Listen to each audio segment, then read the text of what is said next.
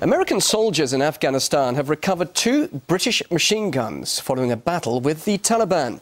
An investigation into how the militants got hold of the weapons revealed they were part of a cache of nearly 60 that went missing last year and were never reported. Well, for more on this, I'm now joined by former British Cabinet member and President of Stop the War Coalition, Tony Benn, in London. Thank you very much, Mr. Benn, for joining us. Now, just how likely do you think it is that the guns were sold to the Taliban? And if so, who by? Well, I don't know the answer to the question, but clearly in a war, weapons of war do get captured by one side and then used against the other side. So it wouldn't surprise me if British weapons had fallen into the hands of the Taliban. But the Daily Telegraph has actually suggested that there's been an attempt to cover up the missing guns. What does that tell you?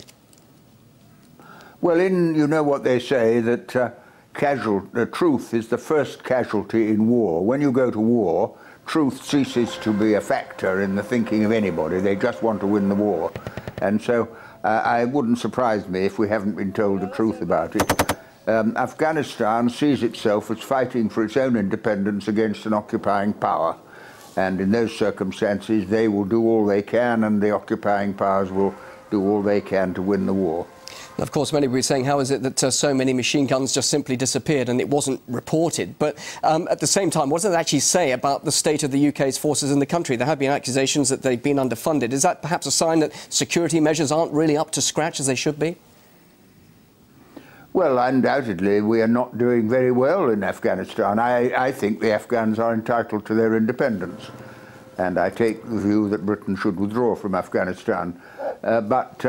In the circumstances in which we find ourselves, I don't always believe what I'm told by anybody, because I try to get down to the root of the matter. Why are we there? And how long will we stay? And can the war be won? I don't believe it can. I believe we should withdraw. If we do withdraw, then the risk you mention about terrorists being released from prison wouldn't matter. Well, you're asking that question.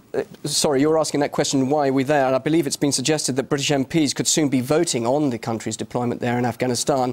What do you think if that vote did actually happen? Would it achieve anything? Well, I think the vote in the House of Commons this week is a very important one, because it's the first opportunity that the House of Commons has had to have a vote on whether we should be in Afghanistan or not.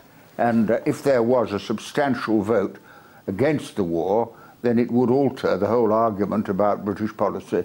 So I naturally hope there is a big vote against the war in the House of Commons. Bearing in mind so much of what we read in the media, there is mounting opposition to the war in the UK. You say you're not too sure, but are you fairly optimistic that there could be a very heavy vote against British troops there in Afghanistan? What do you think the outcome could be? Well, I think what's really interesting is that over the years, the Stop the War movement in Britain and in America has absolutely changed public opinion in both countries.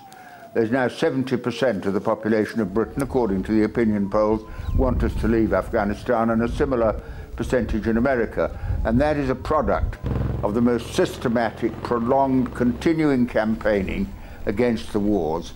And so I am an optimist, but I'm not saying that it'll come all right in the end, whatever we do. I'm saying if we keep up the pressure, then we shall succeed in ending the war. Tony Benn, fascinating to hear what you have to say. Thank you very much indeed for joining us, former British Cabinet member and President of Stop the War Coalition in London. Thank you.